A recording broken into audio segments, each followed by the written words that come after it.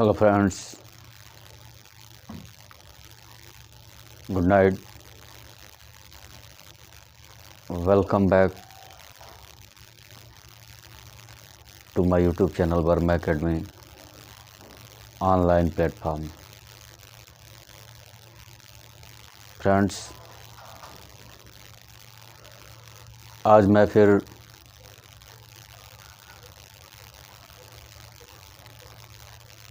Geometry का 7.1 exercise का third question आपके सामने लेकर आया हूँ। ये ट्रायंगल चैप्टर से रिलेटेड है और क्वेश्चन है, एक रेखाखंड AB पर AD और BC दो बराबर लंब रेखाखंड हैं, तो दर्शाइए कि CD रेखाखंड AB को समद्विभाजित करता है। और ये इसका फिगर है। एक रेखाखंड है AB आप देखिए AB ये रेखाखंड है और इस रेखाखंड AB पर AD और BC दो बराबर लंब रेखाखंड है। जो BC की जो दूरी है वहीं AD की दूरी है। AD और BC बराबर हैं तथा लंब हैं, मतलब 90 डिग्री पर ये कनेक्टेड है। यहाँ भी 90 डिग्री है, यहाँ भी 90 डिग्री है। तो कह रहे कि दर्शाइए कि CD और रेखाखंड AB, दर्शाइए कि CD रेखाखंड AB को समद्विभाजित करता है। ये जो CD है इस AB को समद्विभाजित करता है, मतलब OB बराबर OA या OA बराबर OB, मीन्स AB/2 पर ये क्या CD काट देता है। चलिए इसको सॉल्व करते हैं।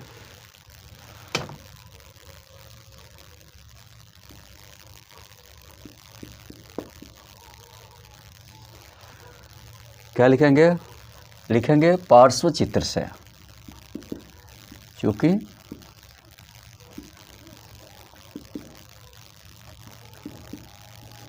पार्श्व चित्र से, पार्श्व का मतलब सामने या सम्मुख होता है, तो पार्श्व चित्र से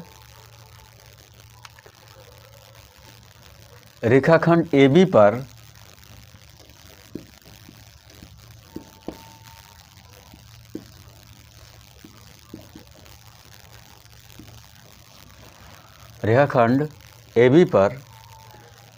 AD और BC दो बराबर लंब रेखाखंड है। रेखाखंड AB पर AD एवं BC दो बराबर, रेखाखंड AB पर AD एवं BC दो बराबर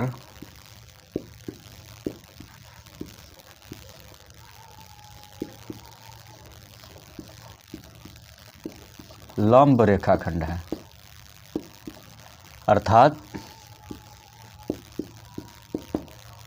अर्थात इसका मतलब क्या हुआ, AD बराबर BC और AB पर BC लंब है और AB पर AD लंब है। ठीक है ना। अर्थात क्या, AB नहीं, अर्थात BC बराबर AD या AD बराबर BC, AD बराबर जो AD की दूरी है वहीं BC की दूरी है, तो AD बराबर BC एवं और क्या, और ये AB पर AD लंब है, तो लिख देंगे BA perpendicular DA B A perpendicular D A, B A पर डी ए लंब है अर्थात ए बी पर ए डी लंब है, ठीक है। एवं ए बी पर सी बी लंब है, तो C B perpendicular A B, C B perpendicular A B, समझिएगा। सी बी लंब है ए बी पर, तो A B perpendicular C B अर्थात बीच से, ठीक है ना। अब चलिए, अब जब आपने इतना कर दिया तब क्या, तो कार्य दर्शाइए कि सी डी रेखाखंड ए बी को समद्वि भाजित करता है। तो अब सिद्ध करना है, दिखाना है, प्रदर्शित करना है कि ये जो सी डी है इस ए बी को या बी ए को समद्वि विभाजित करता है, अर्थात 2 बराबर इसके भाग करता है, ओ ए बराबर ओ बी हो रहा है, ये सिद्ध करना है, ठीक है ना। तो अब समझने का प्रयास करिएगा। आप देख रहे हैं कि ए बी और सी डी ये 2 प्रतिच्छेदी रेखाएं हैं, ठीक है ना, एक दूसरे को ओ बिंदु पर प्रतिच्छेद करती है। लिखेंगे तथा ए बी एवं सी डी, ए बी एवं सी डी 2 प्रतिच्छेदी रेखाएं हैं,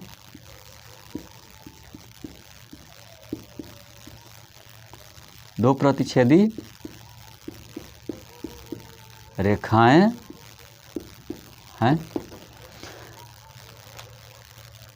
ए बी और सी डी 2 प्रतिच्छेदी रेखाएं हैं जो एक दूसरे को डी बिंदु पर प्रतिच्छेद करती हैं, जो एक दूसरे को किस बिंदु पर, डी बिंदु पर, डी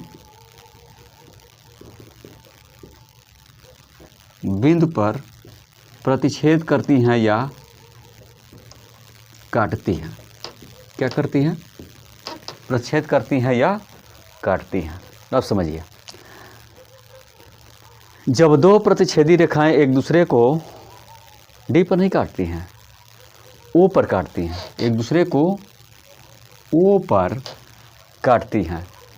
ए बी और सी डी 2 प्रतिच्छेदी रेखाएं हैं या 2 तिरछी रेखाएं हैं जो एक दूसरे को ओ पर प्रतिच्छेद करती हैं।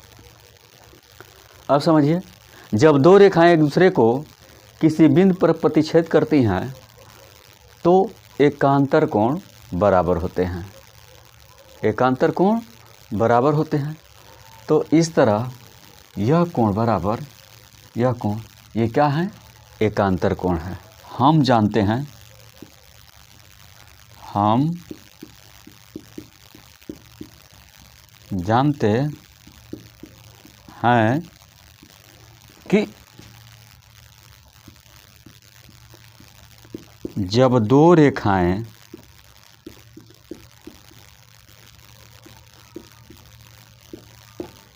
एक दूसरे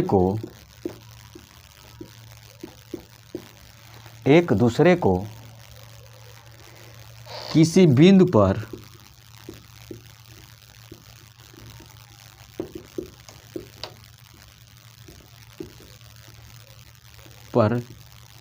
काटें या प्रतिच्छेद करें तो एकांतर कोण समान होते हैं या बराबर होते हैं। काटें तो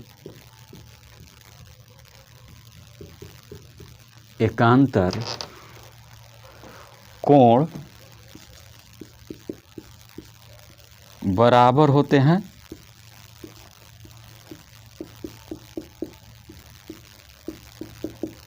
या समान होते हैं। तो ये जो ए बी है और सी डी, ये 2 रेखाएं हैं और एक दूसरे को ऊपर काटती हैं, तो इस प्रकार एकांतर कोण बराबर होंगे और एकांतर कोण आपका कौन सा होगा, कोण सी और कोण डी, ठीक है ना। कोण सी और कोण डी ये एकांतर कोण होंगे, तो लिख देंगे इसलिए कोण सी इज इक्वल टू कोण डी। एंगल सी और एंगल सी डी ये क्या हैं, एकांतर कोण हैं और एकांतर कोण आपस में बराबर होते हैं कब, जब दो रेखाएं एक दूसरे को किसी बिंदु पर काटती हैं तब। अब चलिए अब क्या, तो सिद्ध करना है, सिद्ध करना है, सिद्ध करना है, क्या सिद्ध करना है, या दर्शाना है, सिद्ध करना है, प्रदर्शित करना है, दिखाना है कि सी डी रेखाखंड ए बी को समद्विभाजित करता है। तो सिद्ध करना है कि सी डी रेखाखंड, कौन सा रेखाखंड, ए बी को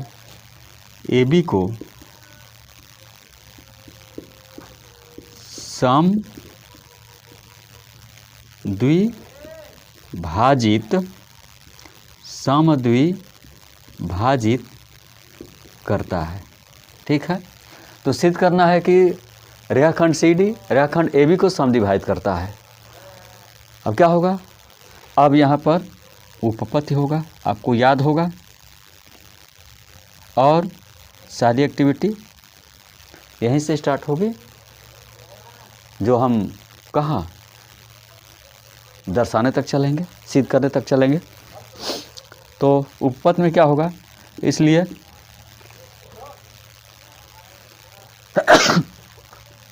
आपको सिद्ध क्या करना है कि ए बी, सिद्ध करना है कि सी डी रेखाखंड ए बी को समद्विभाजित करता है। ये जो सी डी है इस ए बी को समद्विभाजित करता है, मतलब दो बराबर भागों में बांटता है। तो आप देखिए कि यह दो ट्रायंगल यहाँ बन रहे हैं, एक है ओ बी सी और ओ ए डी, ठीक है ना। तो ओ ए डी और ओ बी सी बन रहे हैं दो त्रिभुज, लिखेंगे इसलिए त्रिभुज ओ ए डी ये है ओ ए डी, एवं त्रिभुज, कौन सा त्रिभुज, ओ बी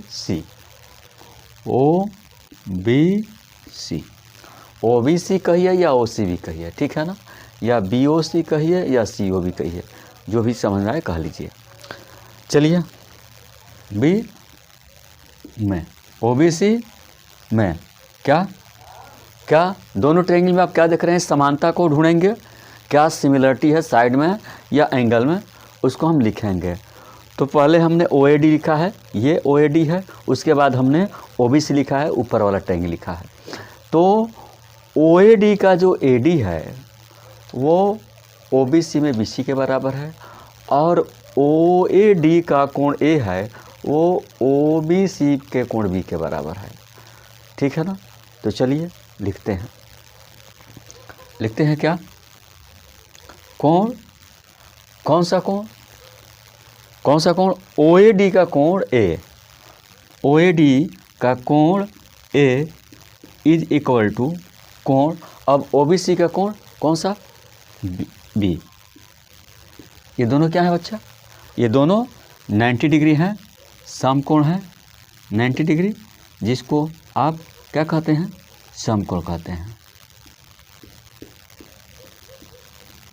ठीक है। अब जब दोनों 90 डिग्री हैं या समकोण है तो बराबर होंगे, और क्या,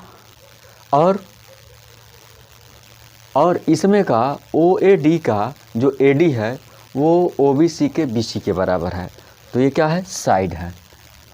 तो यहाँ लिखेंगे तथा साइड को हम कहते हैं भुजा। भुजा कौन सी भुजा, अब ओ ए डी का A D is equal to, अब ओ बी सी में कौन सी भुजा बराबर है, जो ए डी के है बराबर है, वो है बी सी। तो ए डी बराबर बी सी, AD बराबर BC, AD BC के बराबर है। अब चलिए, अब हम यहाँ जाते हैं।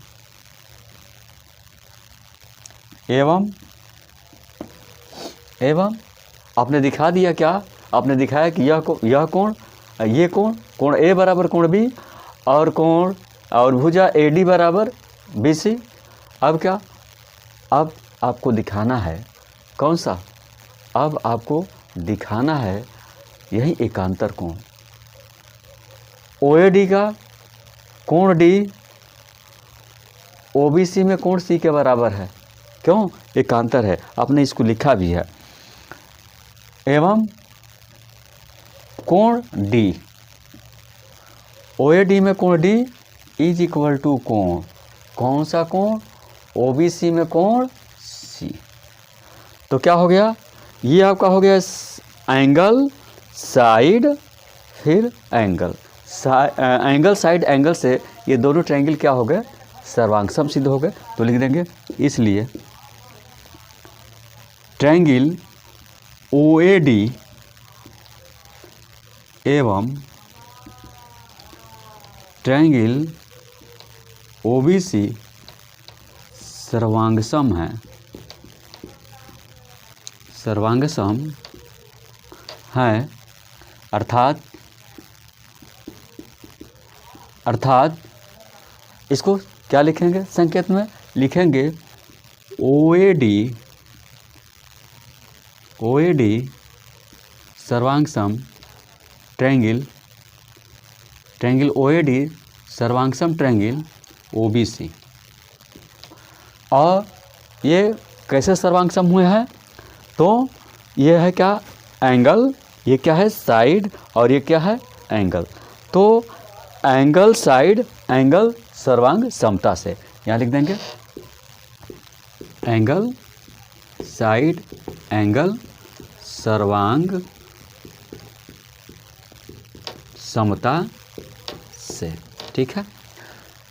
एंगल साइड एंगल सर्वांग समता से ये दोनों ट्रायंगल क्या हैं, ये दोनों सेंगल ट्रायंगल ये कॉन्ग्रुएंट हैं, सर्वांगसम हैं। अब चलिए, जब ये दोनों ट्रायंगल सर्वांगसम हो गए तो टारगेट क्या है, टारगेट है कि CD AB को समद्विभाजित करता है। तो जब ये दोनों ट्रायंगल सर्वांगसम हैं तो सर्वांगसम त्रिभुज की संगत भुजाएं बराबर होती हैं। तो यहाँ से क्या लिखेंगे, तो यहाँ से लिखेंगे कि OB is equal to OA, लिखेंगे कहाँ से, वहीं हम जानते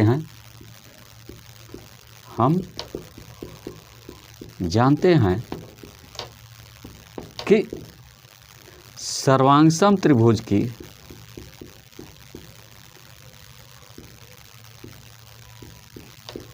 संगत भुजाएं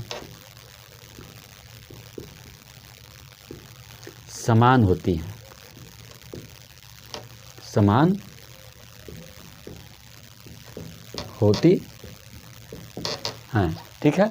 हम जानते हैं कि सर्वांगसम त्रिभुज की संगत भुजाएं समान होती है। ट्रायंगल OAD और OBC में क्या आपका जो OA है और OD है ये बराबर होंगे, क्योंकि दोनों ये जो साइड हैं, ये जो दोनों भुजाएं हैं वो सर्वांगसम त्रिभुज की है। इन दोनों त्रिभुजों को आपने सर्वांगसम सिद्ध किया है, और सर्वांगसम त्रिभुज की संगत भुजाएं बराबर होती है, इसलिए OA बराबर OB हो जाएगा, यह लिख देंगे। इसलिए OA is equal to OB, और OA बराबर OB होगा, और क्या होगा, is equal to AB upon 2। जो OA है और OB है ये बराबर है, और कितना के बराबर है, ये AB के आधे के, AB का आधा OA होगा और AB का आधा OB होगा। तो OA is equal to OB is equal to AB upon 2 R1 upon 2 AB, ठीक है ना।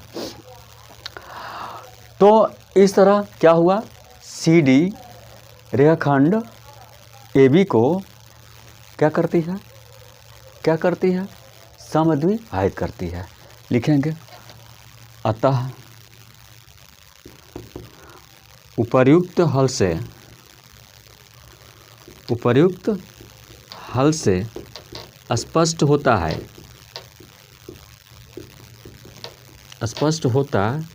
है कि क्या स्पष्ट होता है? रेखाखंड CD AB को समद्विभाजित करती है। समद्विभाजित करती है। क्या हुआ? ये आपका सिद्ध हो गया। क्या हुआ? ये सिद्ध हो गया। ठीक है ना, ये सिद्ध हो गया। तो इसका आप स्क्रीनशॉट ले लीजिए।